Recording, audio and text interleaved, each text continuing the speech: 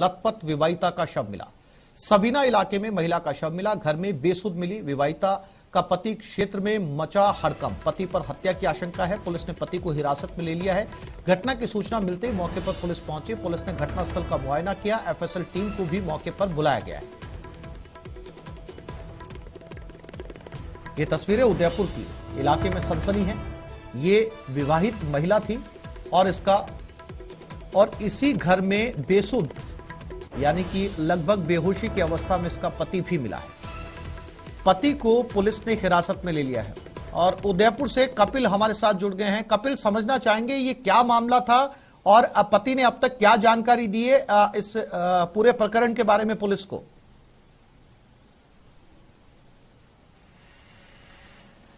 देखिए, बेहद ही निर्मम तरीके से विवाहिता की हत्या की गई है और गैस की टंकी से सर पर वार करके हत्या की गई है। आज ये जो पूरा घटनाक्रम आप समझिए कि सोमवार रात की ये घटना है। सोमवार रात को सबीना इलाके में, जहां पर ये पति और पत्नी दोनों किराए पर रहते थे, वहां पर रात को शाम को पति आता है, पत्नी को कमरे के अंदर ले जाता है और उसके बाद में कमरा अंदर से बंद कर दिया जाता है। मंगलवार देर शाम तक किसी तरह की हलचल कमरे में नहीं होती है। ऐसे में जो मकान मालिक है उसे कुछ शंका होती है, कमरे के अंदर से बदबू भी आने लग जाती है और जब खिड़की की वायर गेस तोड़कर अंदर देखा जाता है तो अंदर एक विभत्स दृश्य जो है वो नजर आता है और इस पर सबीना थाना पुलिस को मौके पर बुलाया जाता है। पुलिस जब मौके पर आती है तो अंदर की स्थिति बेहद विभत्स थी। खून से लथपथ महिला की लाश पड़ी हुई थी और सबसे महत्वपूर्ण जो पति है उसने भी आत्महत्या करने की संभवतः कोशिश की थी, क्योंकि वो भी बेसुध अवस्था में डेड बॉडी के पास में जो बेड पड़ा हुआ था उस बेड पर पति जो है वो सोया हुआ था। गले पर पति के एक कट लगा हुआ था जिससे ये माना जा रहा है कि संभवतः उसने भी आत्महत्या करने की कोशिश की होगी। पुलिस ने मौके पर एफएसएल की टीम को बुलाया था। सारे कपिल, आपने बताया कि लाश में से बदबू आ रही थी, उसके बाद में खोला गया, यानी कि ये मर्डर आज नहीं किया गया है। अगर ये हत्या की गई है तो इससे कई दिन बीत चुके हैं। हाँ बिल्कुल, देखिए सोमवार रात की ये घटना है और मंगलवार तकरीबन 18 घंटे से ज्यादा समय तक ये जो शव है ये घर के अंदर पड़ा रहा था। पति जो है वो कमरे के अंदर मौजूद रहा था और जब पुलिस मौके पर पहुंची तो ये बताया जा रहा है कि बेसुध अवस्था में बाबूलाल नाम का जो व्यक्ति है, जो कि इस सोनू सुथार मृतका का जो पति है, उसे पुलिस ने बेसुध अवस्था में हिरासत में लिया था। फिलहाल उसको इलाज के लिए हॉस्पिटल में भर्ती करा दिया और मृतका सोनू सुथार जो है ये हम इस समय मोर्चरी के बाहर मौजूद है। यहीं पर देर रात को मृतका के शव को जब सारे एविडेंस पुलिस द्वारा इकट्ठे कर लिए गए, एफएसएल टीम ने सारे जरूरी साक्ष्य जमा कर लिए, उसके बाद में यहाँ पर शव जो है वो मोर्चरी में रखवाया गया। अब से कुछ देर बाद में, क्योंकि बताया जा रहा है कि मृतका के परिजन अब उदयपुर पहुंच चुके हैं, भिलवाड़ा के रहने वाले, तो कुछ देर बाद में पोस्टमार्टम होगा और पोस्टमार्टम करने के बाद में शव जो है परिजनों के सुपुर्द किया जाएगा। जी कपिल, जानकारी के लिए आपका धन्यवाद। और अब बात अलवर की, जहां अकबरपुर थाना इलाके में एक 17 साल की नाबालिग से गैंगरेप का मामला सामने आया। दरअसल पीड़िता अपने घर से डॉक्टर के पास दवाई लेने जा रही थी, तभी गांव की पुरानी हवेली में पहले से घात लगाए 2 युवकों ने उसे पकड़ लिया और हवेली में ले जाकर गैंगरेप की वारदात को अंजाम दिया। नाबालिग के चिल्लाने पर दोनों आरोपी मौके से फरार हो गए। घर पहुंचने पर पीड़िता ने इसकी सूचना परिजनों को दी और उसके बाद थाने जाकर मामला दर्ज करवाया गया। फिलहाल पुलिस पूरे मामले की सिरे से जांच कर रही है। बालिका का थाना रोड क्षेत्र में उसके साथ में 2 लड़कों ने बलात्कार किया है और हमने एफआईआर दर्ज कर ली है। तो लड़की के बयान दे दिए पीड़िता के और बाकी आगे माननीय न्यायालय में बयान करवाए जाएंगे। उसके बाद में अनुसंधान में जो स्थिति आती है उसकी अनुसार कार्रवाई करेंगे। और अब बात 12 की, जहां मांगरोल इलाके में एक व्याख्याता से ऑनलाइन ठगी का मामला सामने आया। शातिर ठग ने व्याख्याता से क्रेडिट कार्ड ब्लॉक करने के नाम पर ओटीपी पूछकर 98,500 रुपए ठग लिए। दरअसल 13 मार्च को ब्रजेश के नंबर पर कॉल आया, जिसमें कॉलर ने अपने आप को बैंक कर्मी बताते हुए पीड़ित से कहा कि उसका क्रेडिट कार्ड एक्सपायर हो चुका है, जिसे रिन्यू करवाने पर सालाना चार्ज 12,500 रुपए लगेगा, लेकिन कार्ड ब्लॉक करवाने के बाद कोई चार्ज नहीं लगेगा। ऐसे में फरियादी ने शातिर ठग की बातों में आकर क्रेडिट कार्ड ब्लॉक करवाने के लिए सहमति दे दी और फिर ठग ने ओटीपी पूछकर पहले ट्रांजैक्शन पर 90,000 रुपए, दूसरे ट्रांजैक्शन पर 5,000 रुपए और तीसरे ट्रांजैक्शन से 3,500 रुपए सहित कुल 98,500 रुपए उड़ा लिए। अब मामला पुलिस तक पहुंच चुका है। मेरे पास एसबीआई के कर्मचारी नाम से कॉल आया था। उन्होंने मेरा कार्ड ब्लॉक करने के लिए ओटीपी मांगा और ओटीपी के उसमें मेरे अकाउंट से क्रेडिट कार्ड से 98,500 रुपये निकाल ली गई। अच्छा, कितने बार में निकाले हैं उन्होंने 3 बार पैसे? में निकाले हैं, पहले 90,000, फिर 5,000, फिर 3,500 रुपये। अच्छा, आप एक हो गया था ऐसा मोबाइल कुछ? हैक हो गया मेरा, पूरी तरह से मोबाइल काम नहीं कर रहा है। कौन सा ऐप डाउनलोड करवाया था? मेरे से एनीडेस्क डाउनलोड ऐप करवाया था।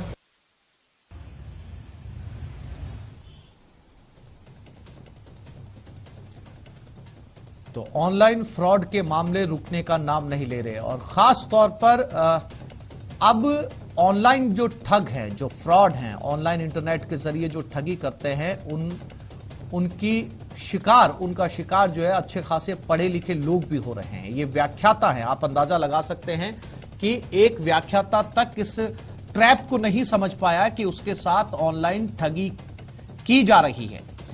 बार बार सभी बैंक अपने कस्टमर्स को यह हिदायत देते हैं कि आपसे कभी भी ओटीपी नंबर नहीं पूछा जाता। बैंक का कोई कस्टमर केयर एग्जीक्यूटिव आपसे ओटीपी नंबर नहीं पूछता, बावजूद इसके ओटीपी नंबर दे दिया जाता है।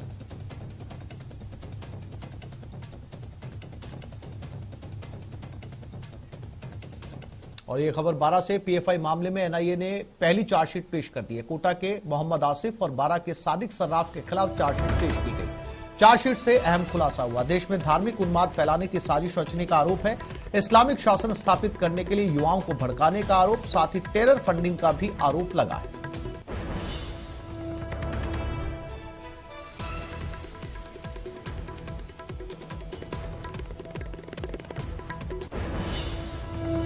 और विपिन हमारे साथ बारा से जुड़ गए। विपिन, क्या अपडेट इस पूरे मामले को लेकर? फिलहाल देखिए, एनआईए की दिल्ली जो टीम है उसने इस मामले में चार्जशीट पेश की और वही चार्जशीट जो है उन्होंने प्रेस रिलीज के माध्यम से एनआईए ने मीडिया को दी थी। और सादिक और आसिफ जो है पीएफआई का अध्यक्ष है, जो कोटा में रहता था, जिसे विज्ञान नगर से, कोटा के विज्ञान नगर से एनआईए ने गिरफ्तार किया था 22 सितंबर के। और उसी दिन जो है एनआईए की एक टीम ने बारा में छापा डाला था और यहाँ से सादिक सर्राफ, जो पीएफआई का सचिव है, उसको यहाँ से गिरफ्तार करी थी और लेके गए थे। देखिए, करीबन 6 महीने करीबन का वक्त लगा एनआईए ने जो जांच की और चार्जशीट पेश किए। तो एनआईए ने जो खुलासे हुए वो बड़े चौंकाने वाले खुलासे हैं, क्योंकि आतंक की एक फंडिंग के रूप में इस पूरे मामले को देखा जा रहा है। इनका मकसद था, जो भोले वाले युवक थे मुस्लिम, उनको डर बिठाना कि जो इस्लाम जो है वो खतरे में है देश में, और ऐसे में उनको आतंकी की तरह ट्रेनिंग देना, हथियार चलाने की ट्रेनिंग देना, और उनको जो है 2047 से पहले भारत को जो है मुस्लिम राष्ट्र बनाने की जो है एक सोच के साथ ट्रेनिंग देकर उनसे आतंक फैलाने की साजिश थी, जो एनआईए की चार्जशीट में इन्होंने कोर्ट में पेश किया है। तो पूरी तरीके से जो है 12 में जो है इसके बाद से बीच में एक बार एनआईए की टीम भी आई थी और इनके घर से जो है कुछ दस्तावेज, इलेक्ट्रॉनिक सामान और कुछ अन्य संदिग्ध वस्तु जो कागजात थे वो जब्त किए थे। तो इसी में एनआईए की जो जांच जारी है, लेकिन जो खुलासा हुआ है चार्जशीट में वो यही है मुख्य तरह से कि जो देश में किस तरह जो है धार्मिक उन्माद फैलाया जाए, धर्मों के बीच में जो है लड़ाई झगड़े बढ़ाए जाए और हिंसक चीजें जो है वो कराई जाए, ताकि जो है देश में माहौल बिगाड़ सके कुल मिलाकर। और एक तरह की फंडिंग जो है, और फंडिंग की भी बात, वो बड़ी बात सामने आई कि। जी विपिन, जानकारी के लिए आपका धन्यवाद। एनआईए ने प्रतिबंधित संगठन पॉपुलर फ्रंट ऑफ इंडिया यानी पीएफआई मामले में पहली चार्जशीट पेश कर दी है। राजस्थान में पीएफआई की हिंसक उग्रवाद की गतिविधियां और एजेंडे से संबंधित मामले की जांच के प्रमुख हिस्से को पूरा करने के बाद राष्ट्रीय जांच एजेंसी ने 2 आरोपियों के खिलाफ चार्जशीट दायर की। चार्जशीट के अनुसार कोटा के आसिफ और बारा के सादिक सर्राफ पर आईपीसी की विभिन्न धाराओं के तहत आरोप लगाए गए हैं। संगठन का मकसद हथियार और विस्फोटक के सहारे 2047 तक भारत में इस्लामिक शासन स्थापित करने के अंतिम उद्देश्य के आतंक और हिंसा के कृत्यों को अंजाम देने के लिए धन जुटाना था। आगे बढ़ते हैं और अब बात उदयपुर की करते हैं, जहां रोडवेज की बस ने महिला को कुचल दिया। हादसे में महिला की मौके पर ही दर्दनाक मौत हो गई। घटना साइफन चौराहे के पास की है। और तो और महिला को बस ने करीब 50 फीट तक घसीटा भी। हादसे के बाद मौके से बस चालक फरार हो गया। दरअसल महिला शीतला अष्टमी की पूजा करने जा रही थी। मृतक महिला की बेटी उसके पीछे ही थी। मौके पर मौजूद लोगों की सूचना पर अंबा माता थाना पुलिस मौके पर पहुंची और महिला के शव को मोर्चरी में रखवाया।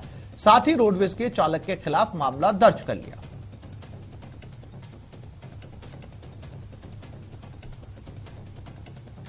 तो ये है एक अमानवीय तस्वीर। आप अंदाजा लगा सकते हैं, रात की ये तस्वीरें हैं। एक महिला को रोडवेज की बस ने 50 फीट तक अपने साथ घसीटा, कुचल दिया, मौत हो गई। ये तस्वीरें उदयपुर की। घसीटने की वजह से महिला की मौके पर ही मौत हो गई। कमलेश हमारे साथ जुड़ गए। कमलेश, क्या अपडेट इस पूरे मामले को लेकर? क्या उस रोडवेज चालक के खिलाफ कोई कार्रवाई की गई? जी देखिए, बिल्कुल ये उदयपुर के साइफन चौराहे की घटना है। अल सुबह की करीब 5 बजे की घटना है, जहां पर एक अष्टमी पूजने जा रही थी महिला को रोडवेज ने चपेट में ले लिया और इस हादसे में महिला की जो है कि मौके पे ही दर्दनाक मौत हो गई और जो बस चालक था वह मौके से फरार हो गया। ये बस उदयपुर से जोधपुर की ओर जा रही थी। इस दौरान जहाँ लोग जो मौजूद थे काफी प्रयास किया बस को रोकने का, लेकिन वो जो बस चालक जो है बस लेकर फरार हो गया। इसके बाद जो है कि अम्बामाता थाना पुलिस मौके पर पहुंची है और महिला के शव को मोर्चरी में शिफ्ट करवाया। वहीं महिला के परिजन और समाजजन मोर्चरी के बाहर इकट्ठा हो गए हैं अभी कुछ देर पहले ही, और जो है कि परिजन और जो उसके जो समाजजन है ये मांग कर रहे हैं कि जल्द से जल्द बस चालक को गिरफ्तार किया जाए। साथ ही वहीं जो है कि महिला को, परिवार को आर्थिक सहायता दी जाए, सरकारी नौकरी की भी ये मांग कर रहे हैं। जी, जानकारी के लिए कमलेश आपका धन्यवाद।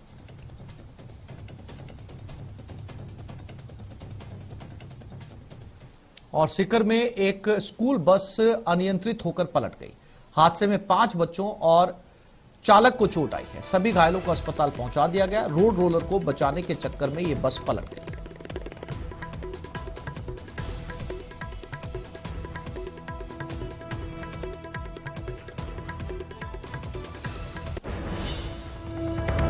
एक स्कूल बस जो सीकर में पलट गई। लगभग बच्चों के साथ 5 लोग घायल हुए हैं। सभी को फिलहाल अस्पताल में भर्ती करवा दिया गया है।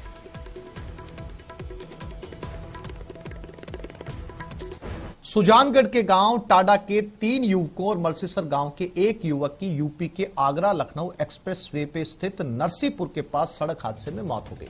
चारों युवकों के शव आज पैतृक गांव टांडा और मलसीसर पहुंचेंगे। वहीं कल दोपहर से ही दोनों गांव में सन्नाटा है और दुख का माहौल है। जानकारी के अनुसार क्रूजर सड़क किनारे खड़ी थी, जिसको पीछे से आ रही कार ने टक्कर मार दी। क्रूजर में बैठे 4 लोगों की मौत हो गई। साथ ही दिल्ली की रहने वाली एक महिला की मौत हो गई। हादसे में 9 लोग गंभीर रूप से घायल हुए हैं। बताया जा रहा है कि सुजानगढ़ के चारों मृतक एक ही परिवार के थे, जो शादी में शामिल होकर वापस राजस्थान लौट रहे थे, लेकिन हादसे के चलते परिवार में शादी की खुशियां मातम में तब्दील हो गई।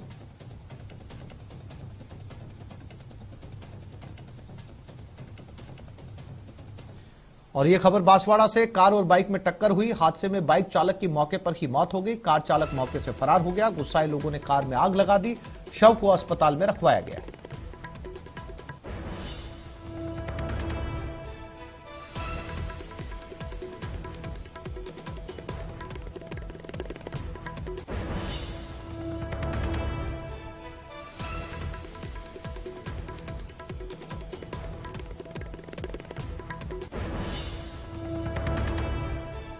और यह खबर भरतपुर से। छेड़खानी करने पर मनचले की जमकर पिटाई हुई। बीच सड़क पर महिला ने युवक को जमकर पीटा। महिला की मारपीट के बाद मौके से युवक फरार हो गया। मनचले की पिटाई का वीडियो अब तेजी से वायरल हो रहा है।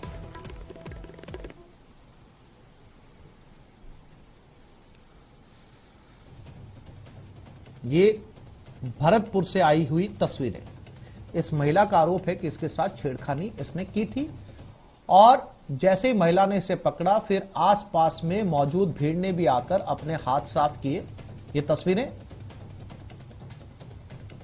भरतपुर से।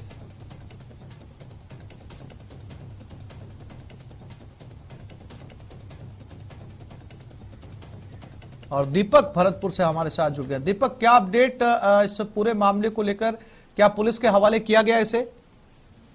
देखिए आसिफ, इस पूरे मामले में अपडेट ये है कि महिला ने उसे लात भूसों से जम करके पीटा और पिटाई के बाद वो वहां से मौके से फरार हो गया।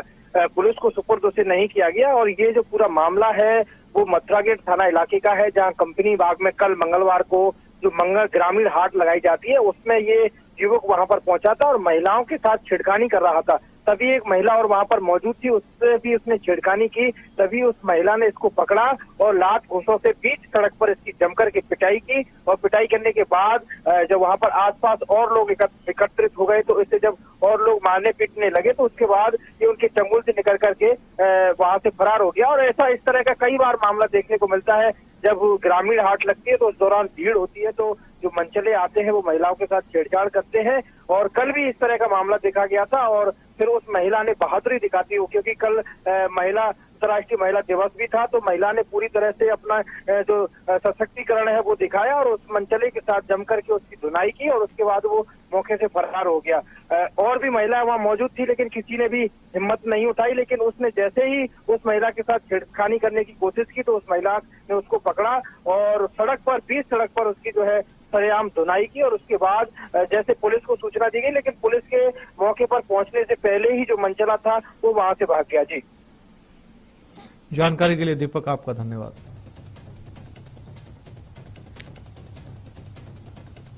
और बाड़मेर में पुलिस ने 2 साल से फरार चल रही रीट लीक्स 2021 के आरोपी द्रौपदी को गिरफ्तार कर लिया। उदाराम के साथ में द्रौपदी एग्जाम में फर्जी कैंडिडेट बैठाने और लोगों से पेपर के बदले पैसे वसूल करती थी। पुलिस अब जयपुर एसओजी के समक्ष द्रौपदी को पेश करेगी।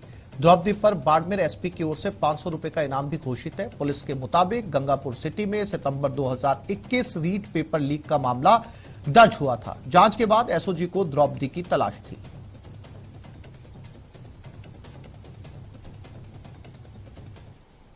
द्रौपदी घर आई हुई है। जैसे ही मैं पुलिस दल लेकर वहां घर पे गया और गेट खोला तो ये घर से निकल के भागने लगी। करीब आधा किलोमीटर भागी, पीछा करके इसको दस्तयाब करके लेकर आया और जयपुर एसओजी से मैंने बात की है। एसओजी टीम वहाँ से नहीं आ पा रही है, इसलिए मैंने मेरे थाने से ऐसे ही और महिला कांस्टेबल के साथ अभी शाम को साधन है बस से उसे रवाना करूँगा। एक छोटे से ब्रेक के लिए रुक रहे हैं, जल्द लौटेंगे।